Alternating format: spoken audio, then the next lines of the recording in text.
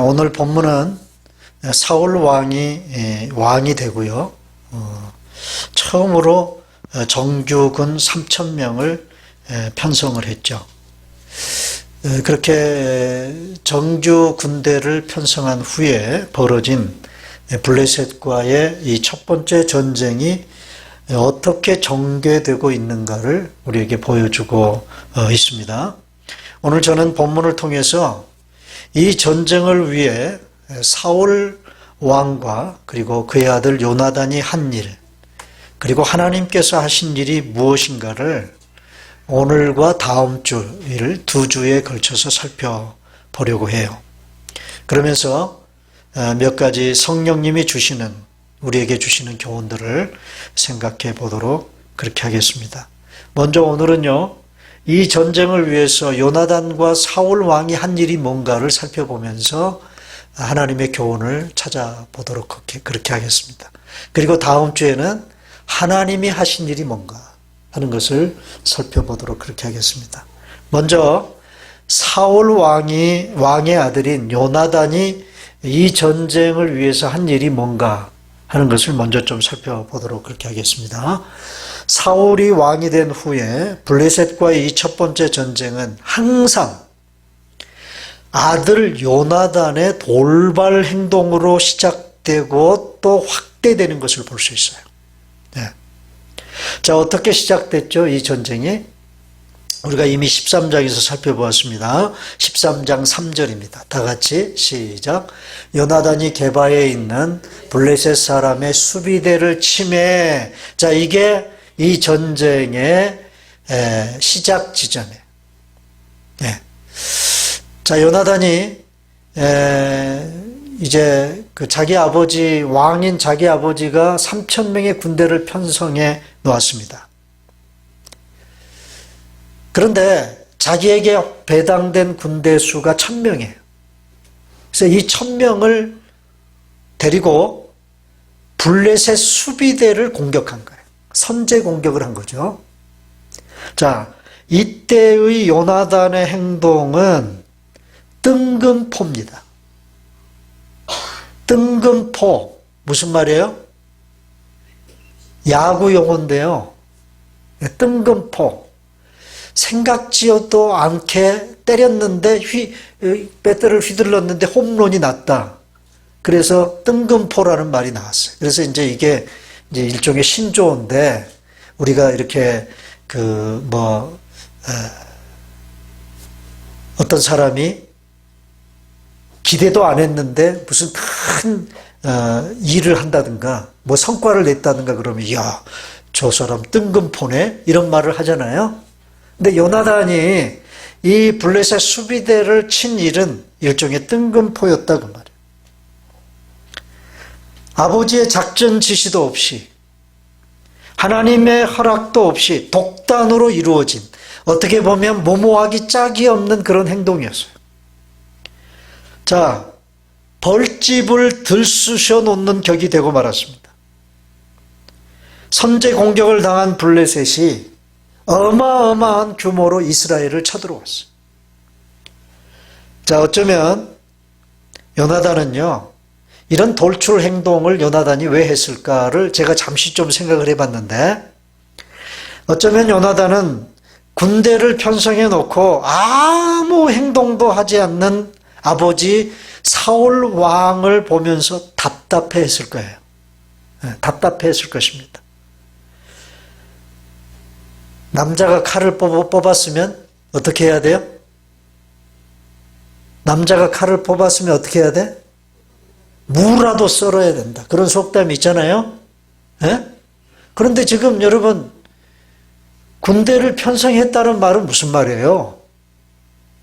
그 군대를 통해서 블레셋을 치겠다는 말인데 편성만 해놓고 사울 왕이 아무 행동이 없어요. 자, 그래서 요나단 마음속에 남자가 칼을 뽑았으면 무라도 잘라야지 하는 심정으로 한번 저질러 본 것입니다. 결과가 무엇입니까? 온 이스라엘이 이 어마어마한 규모로 쳐들어온 블레셋 군대로 인해서 공포의 도가니에 휩싸여 버렸어요. 아버지 사울 왕이 600명밖에 남지 않는 군대를 이끌고 이러지도 저러지도 못한 채 엉거주춤하고 있을 때 또다시 요나단이 행동합니다. 또다시. 그리고 이 전쟁이 어떻게 확대되는가 하는 이야기가 6절 이하서부터 기록이 되고 있어요. 사실 오늘 본문은 14절부터 우리 에이미 집사님이 읽긴 하셨습니다만은 너무 길어서 그 14절서부터 20절까지만 읽게 했어요. 오늘 제 설교의 본문은 6절부터 시작이 됩니다. 6절부터.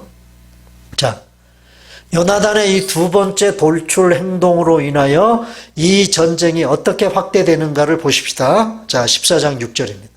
다 같이 시작. 요나단이 자기의 무기를 든 소년에게 이르되 우리가 이 할례 받지 않은 자들에게로 건너가자. 여호와께서 우리를 위하여 일하실까 하노라. 여호와의 구원은 사람이 많고 적음에 달리지 아니하였느니라. 자, 모두가 벌벌 떨고 있을 때 요나단은 자신의 무기 든 소년을 대동하고 혼자의 몸으로 블레셋 적진으로 뛰어들었어요. 자, 그런데 우리가 좀 자세히 볼 필요가 있는데요. 아까 처음에 블레셋 수비대를 쳤을 때 이 첫 번째 행동과 그리고 자기의 무기를 든 소년과 더불어 적진으로 뛰어들고자 했던 이 두 번째 행동에는 차이가 있어요. 똑같이 자기 혼자 독단적으로 이루어진 그런 행동임에는 분명히 없습니다만은 첫 번째 행동과 두 번째 행동 사이에는 뭐예요? 분명한 차이가 있다고 말해요. 뭡니까? 첫 번째 그 수비대를 친 그 군사 행동에는요, 어떤 하나님을 의지했다는 말도 없고 하나님께 뭔가를 물어봤다는 말도 없고 뭔가 하나님을 믿는 그 믿음과 신뢰를 가지고 그렇게 움직였다는 그런 말도 없어요. 그런데 이 두 번째 요나단의 행동에는 분명하게 우리가 발견할 수 있는 게 뭡니까? 하나님을 신뢰하고 그 하나님을 의지하는 믿음의 행동이 있었다는 것입니다. 자, 자기 무기 든 소년에게 우리가 저 블레셋에게로 건너가자. 그러면서 자기의 신앙 고백을 하죠. 하나님을 향한 뭐라고 신앙을 고백합니까? 여호와께서 우리를 위하여 일하실 것이다. 이야기는 뭐예요? 하나님께서 이스라엘을 구원하실 것이다 그 말이에요. 그리고 이 전쟁에 개입해 주실 것이다 그 말입니다. 여러분, 요나단은 이 믿음을 가지고 있었어요. 그리고 하나님의 구원은 숫자에 매이지 않으신다. 숫자에 많고 적음에 달려있지 않다. 그래서 자기 혼자 적진에 뛰어든다 할지라도 나 한 사람을 통해서도 하나님은 이 블레셋과의 전쟁을 승리로 이끌어 가실 수 있는 분이다라는 믿음과 그 하나님의 능력에 대한 신뢰와 그리고 그 하나님에 대한 철저한 의지하는 마음을 지금 요나단은 가지고 있는 것을 볼 수 있어요. 그리고 무엇보다 요나단이 이 두 번째 이 행동에서 보여주는 또 한 가지 아주 중요한 그 달라진 점은 뭐냐면 이 전쟁에 대한 하나님의 뜻을 묻고 있다는 거예요. 첫 번째 블레셋 수비대를 칠 때는 하나님께 묻지도 않았어요. 그죠? 그런데 이 두 번째 적진으로 혼자의 몸으로 들어가려고 할 때는요, 하나님의 뜻을 물어요. 그 하나님의 뜻을 묻는 얘기가 8절에 나옵니다. 자, 다 같이 8절 시작. 요나단이 이르되 보라, 우리가 그 사람에게로 건너가서 그들에게 보이리라. 자, 지금 자기 무기를 들고 자기 뒤를 따르는 그 소년에게 요나단이 하는 말이에요. 자, 우리가 저 블레셋 사람들에게로 건너가가지고 어떻게 해요? 몰래 숨어서 살살살 은폐 해서 몰래 숨어 들어가는 게 아니라 뭐예요? 들어가가지고 어떻게 하겠다? 그들에게 다 드러내겠다는 거예요. 예.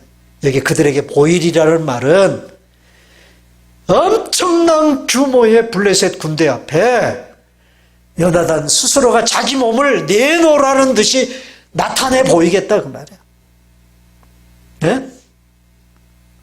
그러면서 이제 그렇게 할 때 자, 그 다음에 9절 봐요. 자, 내가 그렇게 하면 그들이 만일, 여기서 말하는 그들은 누굽니까? 블레셋 군대가 만일 우리에게 얘기를 한단 말이에요. 뭐라고요? 우리가 너희에게로 가기를 기다리라. 자, 저기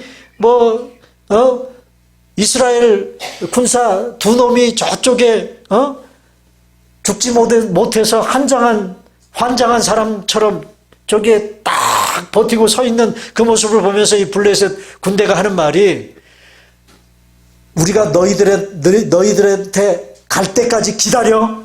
꼼짝 말고 기다려. 그렇게 말을 하면 어떤 신호로 알겠다고요? 하나님이 주신 어떤 사인으로 알겠다? 올라가지 마라. 무슨 말이에요? 올라가지 말라는 말은 블레셋과 싸우지 말아라 라는 하나님의 사인으로 알겠다는 거예요. 그 다음에요? 자, 그 다음에 그들이 만일 말하기를 뭐라고 말을 하느냐? 우리에게로 올라와라. 야, 덤벼? 와봐. 우리가 그러잖아요. 누가 까불면서 덤비면 어떻게 해요? 하죠? 와.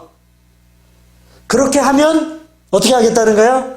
그래서 하나님께서 그 블레셋 군대를 자신의 손에 넘겼다. 그 말은 싸움을 하나님이 허락하셨다는 신호로 알겠다는 거예요. 그러면서 이것이 우리에게 뭐가 되리라? 표징이 되리라. 표징이라는 말은 사인이라는 말이죠. 하나님의 사인. 자, 그렇게 하나님께 묻고 이제 드디어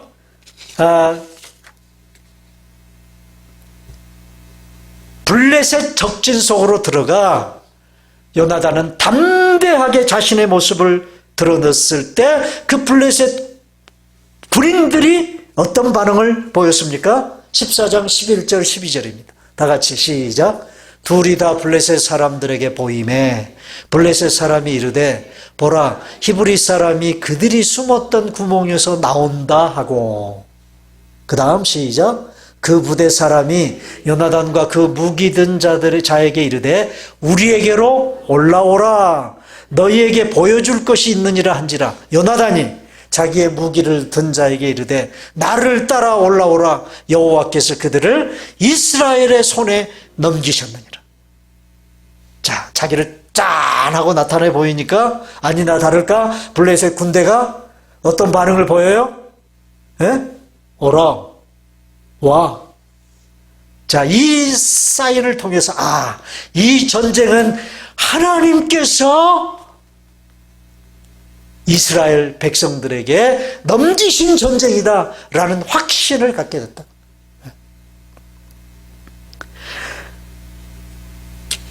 여러분, 결과가 뭐예요? 그래서 이 전쟁에 요나단은 그 하나님의 확실한 하나님의 사인을 보고 이 적진에 뛰어듭니다. 자기 몸을 그냥 온전히 다 던진 거예요. 혼자서. 결과가 뭐예요? 자, 13절로 15절. 다 같이 시작. 요나단이 손발로 기어 올라갔고 그 무기를 든 자도 따랐더라. 블레셋 사람들이 요나단 앞에서 엎드러짐에 무기를 든 자가 따라가며 죽였으니 그 다음 요나단과 그 무기를 든 자가 반나절까리 땅 안에서 처음으로 쳐 죽인 자가 20명 가량이라. 자, 보세요. 어느 정도의 규모의 블레셋 군대가 쳐들어왔다고 그랬어요? 어느 정도의 규모가? 병거만 3만이야. 병거만 3만. 그러니까 그 병거를 따르는 군대 수를 생각해 보세요. 엄청나게 많은 군대, 그 블레셋 군대 수 중에 지금 요나단이 적진에 혼자 몸으로 들어가서 쳐부순 숫자가 몇 명? 20명. 자, 숫자로 비교하면 정말 미미하기 짝이 없는 전과입니다. 그죠? 여러분, 그 어마어마한 블레셋 군대의 수에 부하면 20명을 쳐 죽인 이 일은요, 정말 세 발의 피야, 세 발의 피. 그럼에도 불구하고 사무엘서 기록자는 요나단 혼자 몸으로 뛰어들어서 20명의 블레셋 군대를 쳐 죽인 전과를 올렸다는 사실을 너무나도 명확하게 기록하고 있어요. 네. 자, 그리고 15절 보세요. 15절. 20명 죽였다는 것보다 더 커다란 성과, 그 전과를 15절에서 얘기하고 있어요. 자, 다 같이 읽습니다. 시작. 들에 있는 진영과 모든 백성들이 공포에 떨었고 부대와 노력들도 떨었으며 땅도 진동하였으니 이는 큰 떨림이었더라. 자, 먼저 20명가량의 블레셋 군대를 죽였습니다. 이 일로 블레셋 진영 안에 큰 소동이 벌어졌어요. 이제까지 이스라엘에 임했던 두려움의 공포가 어디로 옮겨갑니까? 어디로 옮겨갔어요? 블레셋에게로 옮겨갔다는 거예요. 예? 요나단의 이 행동 하나로 말미암아, 믿음의 행동 하나로 말미암아 20명 쳐 죽였다는 것은 별거 아니에요. 그런데 이 일로 인해서 블레셋 진영 안에 큰 공포의 떨림이 임했다. 여러분, 전쟁을 하는 군인들의 마음속에 두려움에 사로잡히면요, 그 전쟁은 볼장 다 본 전쟁 아닙니까? 그래, 안 그래요? 네.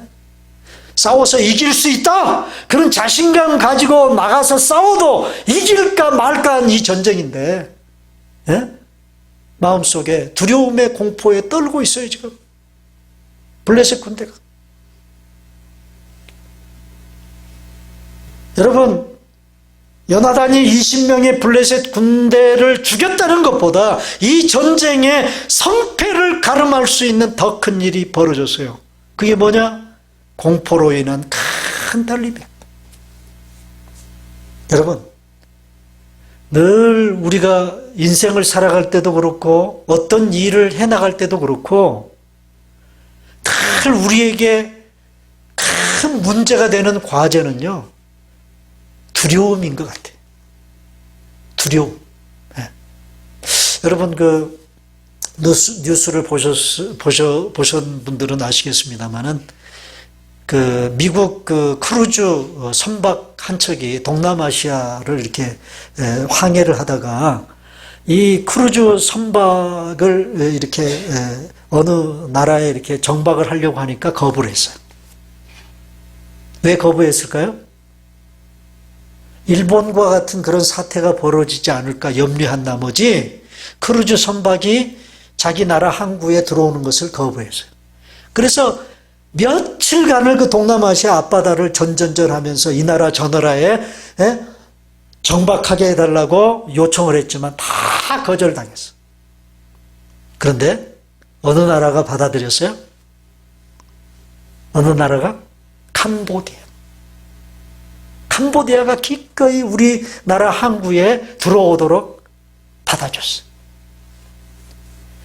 자, 그러면서 이 크루즈 선박이 정박을 하고 그 크루즈 배 안에서 거기에 탄 사람들이 하선을 할 때 누가 나가서 그들을 웰컴했느냐면 훈센 총리가, 캄보디아 총리가 웰컴하면서 그들을 맞았어요. 그러면서 이 훈센 총리가 한 말이 세계인들의 가슴 속에 충격을 줬습니다. 뭐라고 그랬느냐? 지금 우리에게 정말 위험한 것은 코로나 바이러스가 아니고 뭐다? 두려움이다. 두려움. 여러분, 지금 세계가 떨고 있죠? 얼마나 떨고 있는지 봐요. 코로나 바이러스 확진 환자가 딱 하나 발생을 하면 그 지역은 완전히 초토화돼요. 네? 뭐 누가 감염을 시키고 안 시키고 그것 때문에 초토화되는 게 아니라 그 사람이 거쳐갔던 어떤 동선에 있는 가게들 다 문 닫아야 되고요. 하물며 진단받았던 병원도 문 닫아야 되고. 여러분 벌써 고대 안암병을 80 잡수신 할아버지 한 분이 확진 환자가 돼가지고 그 응급 에머전시 ER이 그냥 폐쇄가 돼버렸어. ER이. 장사도 안 돼요. 사람들과의 관계도 이게 그냥 자유롭게 그냥 이렇게 만나고 얘기하고 그럴 수 없는 그런 상황이 돼버렸어. 그러니까 얼마나 많은 두려움들이 사람들의 마음속에 스며드는지 몰라. 여러분, 그 유럽에 흑사병이 돌아서 유럽 인구의 3분의 1이 죽었어요. 죽은 때가 있어서. 흑사병 때문에. 여러분 흑사병 아시죠? 패스트균에 감염돼가지고 유럽 인구의 3분의 1이 죽었습니다. 근데 그때도요, 자료를 보면 직접 그 흑사병, 그 패스트균에 감염이 돼서 죽은 사람의 숫자보다 두려움의 공포에 휩싸여서 죽은 사람의 숫자가 더 많았다. 여러분, 우리의 믿는 성도들에게서도 마찬가지입니다. 우리의 신앙의 가장 큰 적이 뭔지 아세요? 두려움입니다. 악한 마귀 사탄은 오늘 우리의 신앙을 무너뜨리기 위해서 우리 마음속에 두려움이라고 하는 것을 훅 집어넣을 때가 있어요. 별거 아니고 아무 일도 아닌데도 불구하고 어느 순간 갑자기 그것 때문에 두려움이 엄습해 올 때가 있습니다. 제가 이민 생활하면서 이민 목회를 하면서 그런 경험을 참 많이 했습니다. 지나가 보면 그 별것 아닌 일이었는데 그 당시에는요, 그것 때문에 얼마나 마음속에 두려움이 막 휩싸이고요. 그것 때문에 가슴이 벌렁거리고 그랬는지 몰라요. 여러분, 요나단의 이 믿음의 이 행동 하나는 싸워 쳐부숴야 될 적군의 심장 속에 두려움으로 휩싸이게 만드는 그런 성과를 가져왔다 그 말이에요. 성과를. 자, 그러면 두 번째로 사울 왕이 한 일이 뭘까요? 이 전쟁을 위해서 오늘 본문을 보면 사울 왕이 한 일을 몇 가지로 좀 살펴보겠습니다. 지금 사울 왕이 어디 있습니까? 이제 다 도망가고 다 요단강 건너 도망가고 숨고 그러고 남은 군대의 수가 600명인데 이 600명의 군대를 거느리고 사울 왕이 지금 어디 있어요? 우리가 지난주에 살펴봤죠. 지난주에 자기 고향 베냐민 기브아의 석류나무 아래 주저앉아 있어요. 아무것도 하지 못하고 이러지도 저러지도 못한 채 석류나무 아래 머물고 있는 사울 왕에게 이 적진의 상황을 살펴보고 있던 한 파수꾼이 사울 왕에게 보고를 합니다. 그래서 전황 보고를 듣습니다. 사울 왕이. 자, 16절 다 같이 시작. 베냐민 기브아에 있는 사울의 파수꾼이 바라본즉 허다한 블레셋 사람들이 무너져 이리저리 흩어지더라. 자, 이스라엘 군인 하나가 겁도 없이 자기 진영 안으로 들어와 가지고 칼춤을 추는데 그 칼춤에 블레셋 군대들이 지풍낙엽처럼 떨어지는 그 모습을 지금 이스라엘의 파수꾼 하나가 봤다 그 말이에요. 그것을 사울 왕에게 보고를 했습니다. 자, 눈을 의심케 하는 일이 지금 블레셋 진영에서 벌어지고 있는 것을 본 것입니다. 자, 이에 사울 왕이 어떤 명령을 내립니까? 이 보고를 들은 사울 왕이 어떤 명령을 내려요? 17절 다 같이 시작. 사울이 자기와 함께한 백성에게 이르되 우리에게서 누가 나갔는지 점호하여 보라 하여 점호한즉 요나단과 그의 무기를 든 자가 없어졌더라. 점호가 뭐죠? 점호. 예? 군대 갔다 오시지 않으신 분들은 점호가 뭔지 잘 모르시죠? 뭐 일석점호, 일조점호가 있어요. 우리 한국 군대에는. 일석점호는 저녁에 잠자기 직전에 받는 점호에 내무반에서. 일조점호는 해 떠서 그 기상나팔 소리가 탁 울리면 친구 정리 다 하고 작업복 갈아입고 연병장에 집합하는 거예요. 연병장에. 그래서 받는 점호가 일조점호. 두 번 점호를 받습니다. 근데 그 점호할 때 가장 중요한 게 뭐냐면 인원보고를 받는 거예요. 네? 인원보고. 우리 내무반에 인원이 지금 몇 명이다. 그래서 총원이 몇 명인데 지금 몇 명이 이 안에 있다.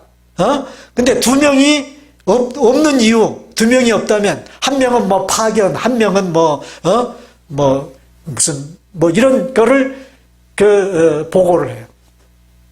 그게 점호예요. 그러니까 점호는 일종의 뭐 하는 거예요? 사람 숫자 헤아리는 거예요. 사람 숫자. 여러분 가만히 보면 지금 이 전쟁 상황 속에서 우리가 사울 왕을 가만 보면 사울 왕은 뭘 참 잘하는 사람이에요? 예. 숫자를 잘 헤아리는 사람이에요. 숫자를. 그래서 오늘 본문에 여기 17절에도 보면 뭐 때문에 숫자를 헤아립니까? 뭐 때문에? 지금 도대체 이 절박한 상황 속에서 자기 목숨 내놓고 적진에 뛰어들 사람이 있을 수가 없는데 사울 왕의 생각이 그렇다 그 말이야. 있을 수가 없는데 도대체 어느 놈이 내 지시도 안 받고 내 허락도 없이 적진에 뛰어든 놈이 누굴까? 그래서 숫자를 헤아려 보라고 그런 거야. 그런데 뜻밖에도 누가 나갔어요? 요나단과 그의 무기든 자가 나갔다는 사실을 알게 된 거예요. 저는 이 지점에서요, 사울이 왜 사울 왕이 점호를 하라고 했을까? 우리에게서 누가 나갔는지 점호해 보라. 여러분, 왕인 자기보다 더 용감한 사람이 지금 나타났잖아요. 사울날 입장에서 한번 생각해 보시라니까. 왕인 자기보다도 더 헌신적이고 더 충성하고 더 용감한 한 사람이 등장했어. 자, 이걸 사울 왕이 좋은 마음으로 받아들이면 좋겠지만 좀 삐딱한 마음으로 사울 왕을 이렇게 바라봤을 때 사울 왕이 어쩌면 이런 마음으로 점호를 하게 했을지도 모르겠다는 생각을 제가 해봤어요. 자신은 이러지도 저러지도 못하고 지금 석류나무 그늘 아래 600명의 군사와 문기작거리며 주저앉고 있는데 자신보다 앞서 선수를 치고 나간 사람이 있음을 알고 왕으로서 조금 자존심이 구긴다고 생각했을지도 모르죠. 그렇죠? 네. 만약 요나단이 자기 아버지에게 아버지 내가 나가겠습니다. 그리고 허락을 받고 나갔다면 뭐 그런 마음이 안 들겠지만 자기 허락도 없이 총사령관인 자기 허락도 없이 나가서 블레셋 군대를 지금 치고 있는 이 모습을 보면서 조금 자존심이 구긴다는 생각을 했을지도 몰라요. 마음이 불편했겠지요. 그죠? 점호의 결과가 뭐예요? 뜻밖에도 자기 아들 요나단이 없어진 것을 알았습니다. 자, 이 사실을 알고 사울 왕이 두 번째로 한 일이 뭡니까? 자, 18절입니다. 다 같이 시작. 사울이 아히야에게 이르되 하나님의 궤를 이리로 가져오라 하니 그때 하나님의 궤가 이스라엘 자손과 함께 있음이니라. 자, 여러분, 사울 왕이 제사장 아히야에게 하나님의 궤를 가져오라라는 이 말을 딱 접하는 순간 어떤 마음이 드세요? 여러분 어떤 마음이 드십니까? 저는 대단히 이 말을 딱 듣는 순간 어떤 마음이 드냐면 굉장히 마음이 불안해져. 예? 굉장히 마음이 지금 불안해지는 그 마음이 쏙 들어오는 거야. 굉장히 불길한 마음을 갖게 하는 이유가 뭘까요? 뭘까요? 여러분, 이스라엘 사람들이 법계 가지고 장난쳤던 적이 앞에도 있었잖아요. 그죠? 법계 가지고 장난치다가 어떻게 됐어요? 그 법계의 힘을 의지해서 한번 이겨보려고 했는데 무참하게 블레셋한테 졌죠? 언제? 사무엘상 4장에서 엘리 제사장 때 블레셋과 싸우다가 첫 번째 전투에서 지니까 이스라엘 장로들이 법궤를 가지고 나가서 싸우려고 했다가 무참하게 깨졌다. 그리고 그 법궤까지 어떻게 했어요? 블레셋에 빼앗기는 정말 큰 수모를 여러분들이 겪지 않았습니까? 예? 그래서 저는요, 사울 왕이 법궤를 가지고 오라라는 말을 딱 듣는 순간 불길한 마음이 가슴에 엄습해 온다 그 말이에요. 여러분, 이 한심하기 짝이 없는 이 수모를 겪은 이 경험을 지금 사울 왕이 또 답습하려고 하는가 하는 마음이 들어요. 그런데 이 상황에서 사울 왕이 아히야에게 하나님의 궤를 가지고 오라고 한 것은 어쩌면 그 하나님의 법궤를 통해서 하나님의 뜻을 묻고자 했던 것 같아요. 네? 뜻을. 마치 요나단이 전쟁에 뛰어들기 전에 하나님의 사인을 구했던 것 같은 똑같은 그런 선상에서 사울 왕도 정말 지금 요나단은 이미 전쟁이 시작됐어요. 그렇죠? 요나단은 이미 뛰어들어서 적진을 20명이나 물리쳤으니까 요나단은 이미 전쟁이 시작됐지만 사울 왕의 입장에서는 사울 왕에게 있어서는 아직 전쟁이 시작된 게 아니야. 그러니까 사울 왕의 입장에서도 이 전쟁을 과연 하나님이 허락하실지 안 하실지를 물어봐야 되겠죠. 그래서 법궤를 가져오라고 해서 그 하나님의 뜻을 묻는 거예요. 어쩌면 사울 왕은요, 요나단의 이러한 돌발 행동이 하나님의 뜻에 합당한 일인지 하나님이 허락하시는 일인지를 알고 싶은 것입니다. 그리고 이 전쟁의 결과를 알고 싶은 거예요. 자, 또 한 가지 더 우리를 불안하게 하는 것은 사울 왕이 이 명령을 누구에게 하고 있느냐 하는 거예요. 네? 자, 누구에게 법궤를 가져오라고 명령합니까? 아히야에게. 이 아히야가 누구예요? 제사장이에요, 제사장.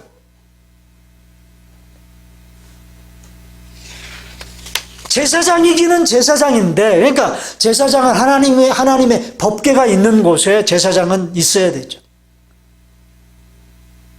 그런데 제사장은 제사장인데 어떤 제사장이냐 하는 게 문제죠.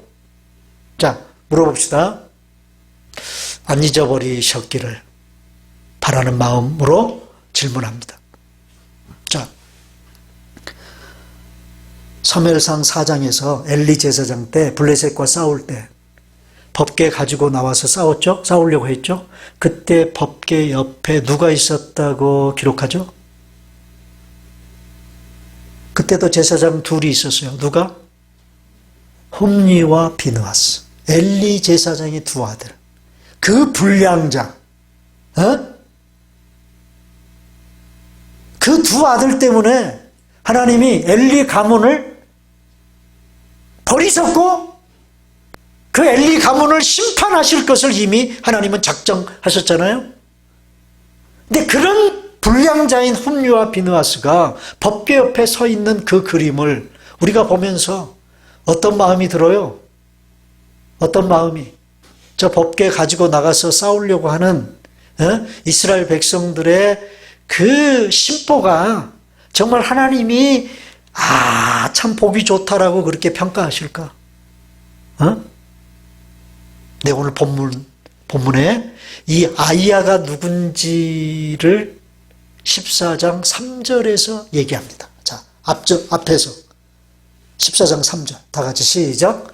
아이야는 에봇을 입고 거기 있었으니 그는 이가봇의 형제 아이돔의 아들이요 비느하스의 손자요 실로에서 여호와의 제사장이 되었던 엘리의 증손이었더라.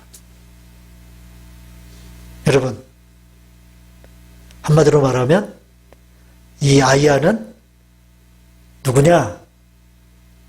이스라엘의 제사장직을 지금 수행하고 있기는 있지만 하나님으로부터 이미 버림받은 가문의 사람이다. 근데 그가 법궤 옆에 있고 법궤 옆에 있는 그 아이야에게 지금 사울 왕이 법궤를 가져오라고 명령을 하는 거예요. 자, 이 지점에서 우리는 사울 왕의 두 가지 신앙적인 문제를 안고 있다는 사실을 발견합니다. 첫째, 여차하면 엘리 제사장 때처럼 법궤를 한번 이용해 먹겠다고 하는 미신적인 신앙을 사울 왕이 가지고 있다는 거예요. 그때와 똑같이. 여러분, 법궤는 능력이 아니에요. 법궤는 상징이에요. 능력은 누구에게 있어요? 하나님께 있는 거죠. 하나님을 의지해야 맞지 않습니까? 그런데 법궤의 힘을 빌려서 한번 이겨보겠다? 이게 미신적인 신앙이다. 사울왕의 마음속에 그게 도사리고 있어. 그래서 법궤를 가져오라고 한 거예요. 그리고 하나님의 심판이 예고된 엘리 제사장 가문의 후손을 통해서 하나님의 뜻을 묻고자 지금 하고 있습니다.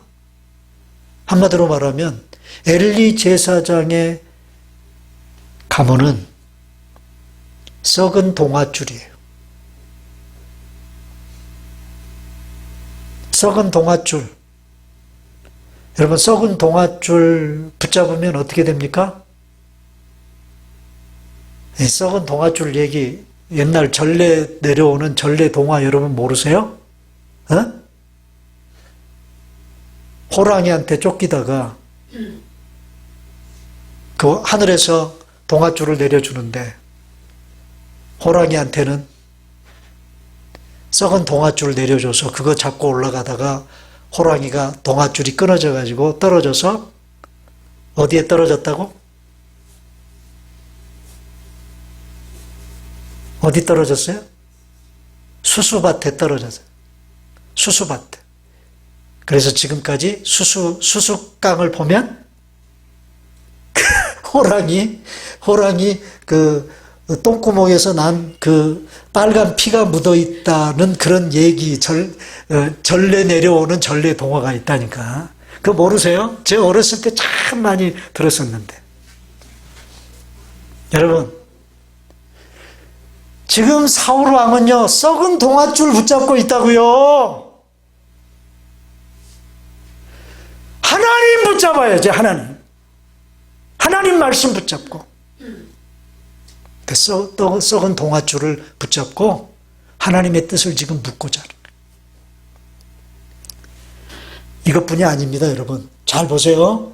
이것뿐이 아니에요. 이어지는 사울 왕의 행동에서 더 기가 막힌 문제점을 발견합니다. 뭡니까? 자, 19절. 다 같이 시작.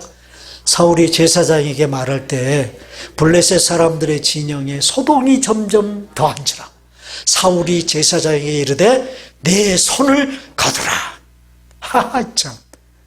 하나님의 뜻을 지금 제사장을 통해서 뭔가 알아보려고 묻고 있다가 그 적진을 보니까요, 아직 그 블레셋 적진이 그 개판 5분 전이 되고 있는 거야. 그것을 딱 보자마자 사울 왕이요, 제사장에게 내 손을 거두라. 그 말은 무슨 말이에요? 하나님의 뜻을 묻는 일을 중단시켜버린. 자, 이 지점에서 사울 왕의 어떤 모습을 우리가 발견할 수 있습니까? 이런 사울 왕의 자세는요, 어떤 상황의 변화와 자신의 판단에 따라 행동해버리는 기회주의적인 태도야. 기회주의적인 태도. 이러한 사울왕의 태도는 어려울 때는 하나님을 의지하는 척 하다가는 어려움이 사라지는 것 같이 보이면 바로 자신의 뜻대로 행동해버리는 철저하게 인본적이고 기회주의적이고 형식적인 신앙의 모습이다. 사울왕이 이 전쟁에서 행한 사울왕의 태도를 통해서 우리가 발견할 수 있는 심각한 문제입니다. 여러분, 사울왕에게 가지고 있었던 이런 사울왕의 문제점은 오늘 저와 여러분들에게도 있죠.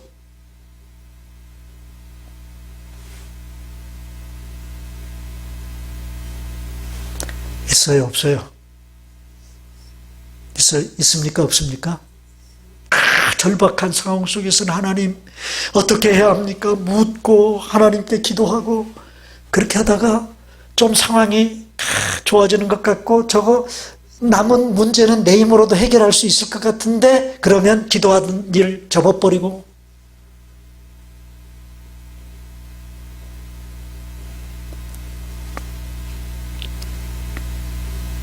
사울왕의 모습이 이랬다 그 말이에요. 자, 오늘 여기까지 살펴볼 거예요. 자, 오늘 여기까지 살펴보고 오늘 제가 살펴본 이 부분을 통해서 1차적인 교훈을 하나 생각해 보도록 하겠습니다. 자, 먼저 요나단이 행한 일과 사울왕이 행한 일의 결과를 통해서 우리가 얻는 교훈입니다. 첫 번째 교훈이에요. 나머지는 다음 주에 생각할 거예요. 자, 요나단이 행한 일의 결과가 뭡니까? 다시 봅니다. 14절. 다 같이 시작. 요나단과 그 무기를 든 자가 반나절 가리 땅 안에서 처음으로 쳐 죽인 자가 20명 가량이라. 자, 여기 요나단이 칼싸움으로 한 그 반경을 얘기를 하는데 반나절 가리 땅 안에서 했다 그랬어요. 여러분, 도대체 반나절 가리 땅이 어느 정도의 평수일까요?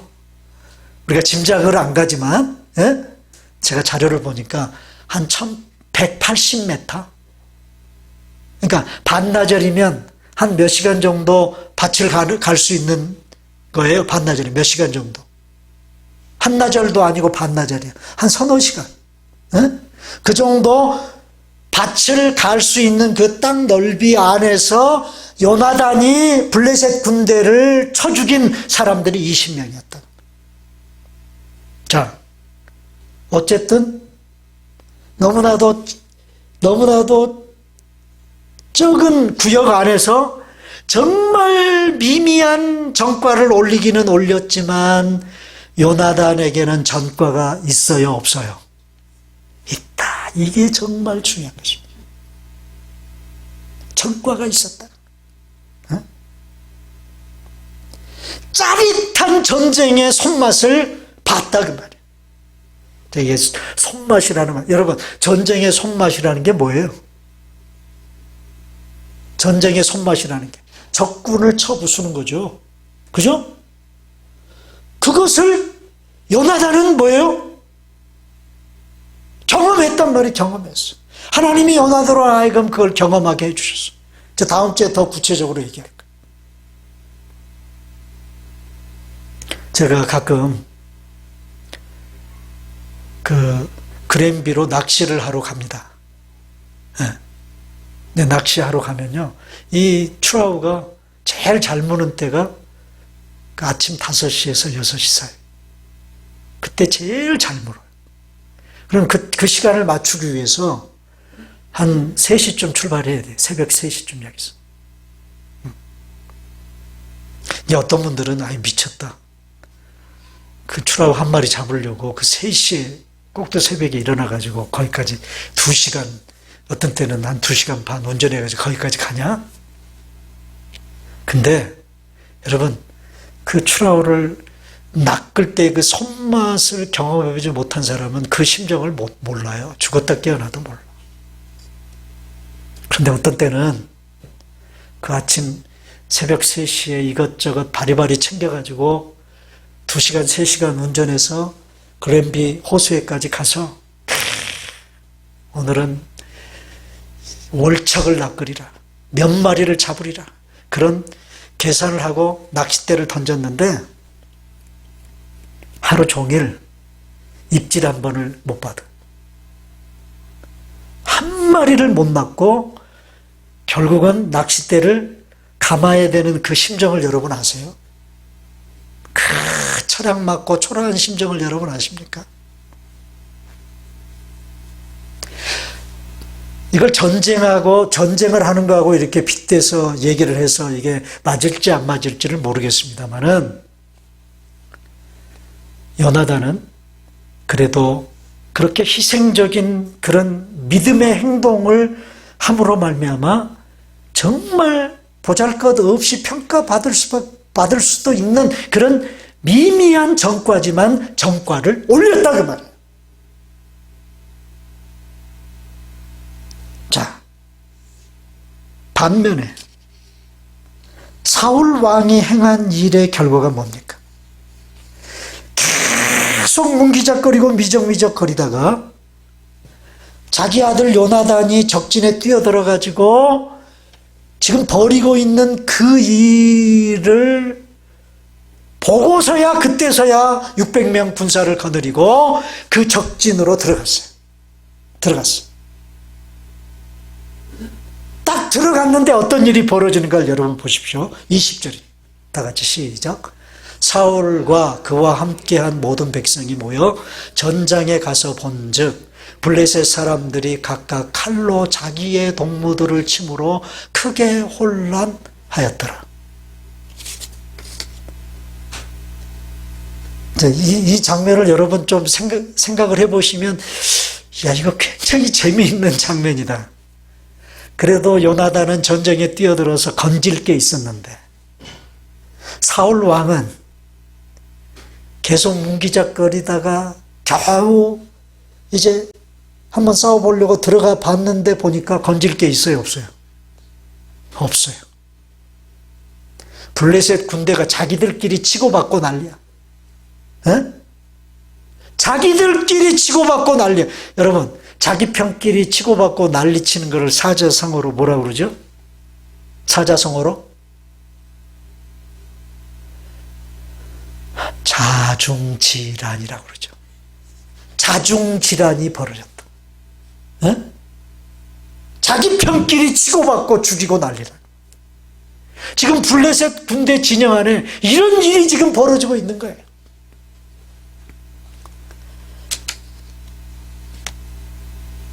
이 상황을 사울 왕의 입장에서 한번 생각해 봅시다.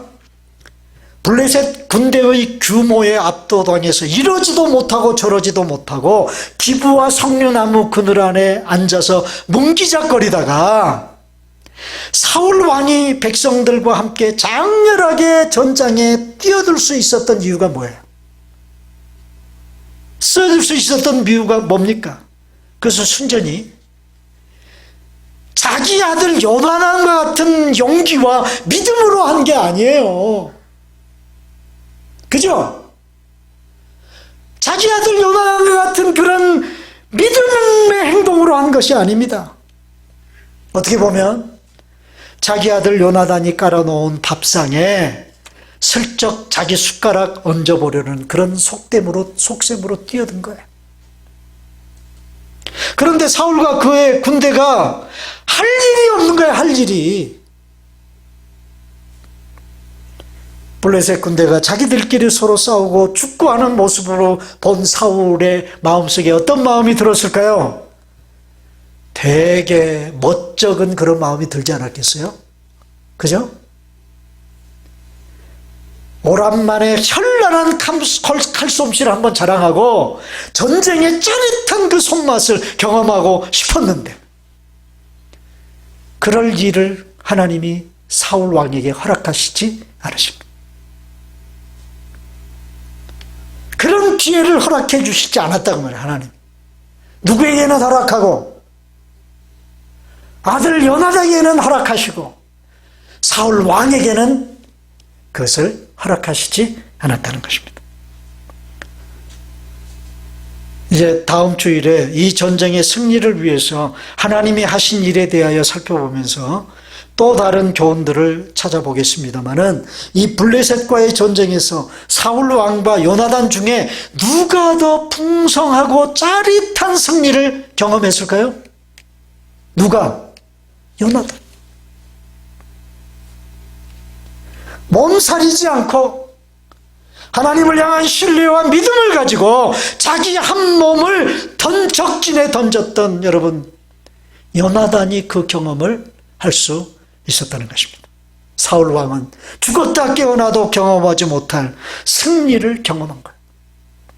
사랑하는 여러분, 이것이 하나님의 나라의 원리고 축복의 원리입니다. 우리 예수님께서 이런 말씀을 하신 적이 있어요. 자, 마태복음 25장 21절. 다 같이 시작. 그 주인이 이르시되 잘하였도다 착하고 충성된 종아, 내가 적은 일에 충성하였음에 내가 많은 것을 내게 맡기리니 내 주인의 즐거움에 참여할지어다. 여러분, 이 어떤 주인의 이 정말 칭찬은요, 극찬이지 않습니까? 이 이는 어디에서 나오는 얘기냐면 예수님이 달란트 비유를 하시면서 나오는 그런 칭찬이에요. 자, 5달란트 주인으로부터 받은 종, 2달란트 주인으로부터 받은 종, 1달란트 주인으로부터 받은 종, 3사람이 나가서 장사를 했어요. 그런데 5달란트 받은 종은 5달란트를 더 남겼어요. 그래서 원금 5달란트와 함께 남긴 5달란트를 주인에게 갖다 줘요. 그러면서 받은 칭찬의 소리야. 2달란트 받은 사람도 똑같이 2달란트 가지고 밖에 나가서 장사해서 2달란트를 더 얻었어요. 그래서 원금 2달란트와 자기가 장사해서 얻은 2달란트를 주인에게 갖다 줘요. 그래서 5달란트 남긴 사람과 똑같은 칭찬을 2달란트 받은 사람도 똑같이 칭찬을 받습니다. 그런데 문제는 누구예요? 1달란트 받은 사람. 이 사람은 주인에게 원금만 갖다 주는 거예요. 5달란트, 2달란트를 받은 사람처럼 남긴 것을 갖다 드리지 못하고 원금만 갖다 준 거예요. 왜 원금만 갖다 줬죠? 1달란트 받은 사람이. 왜? 그거 가지고 나가서 장사하다가 원금 1달란트까지 다 없애버리면 나중에 주인한테 혼날까봐 두려워서 그걸 어떻게 했다고요? 1달란트를? 어떻게 했다고? 땅에다 묻어뒀다가 고스란히 그 원금만 주인에게 갖다 줬다. 그래서 책망을 받습니다. 주인으로부터 책망을 받습니다. 그리고 그 한 사람이 가지고 있던 그 1달란트를 빼앗아서 10달란트 가지고 있는 자에게 줘버리는 거예요. 있는 것까지 빼앗겨버리는.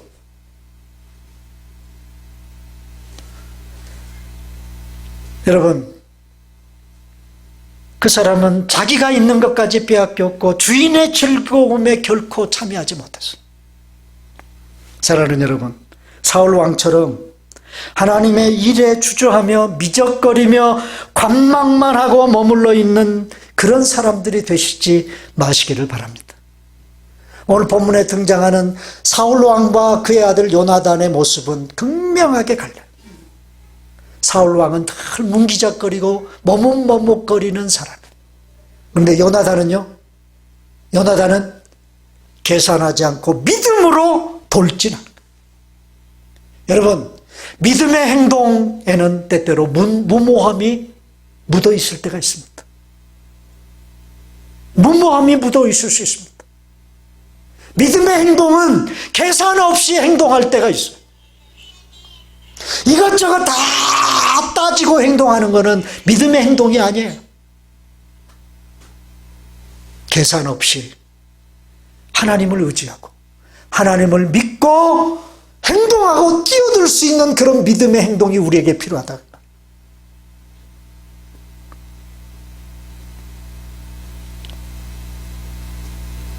사랑하는 여러분, 요나단처럼 믿음의 용기를 가지고 하나님의 일에 계산 없이 한번 희생하고 헌신하고 몸을 던져 보십시오.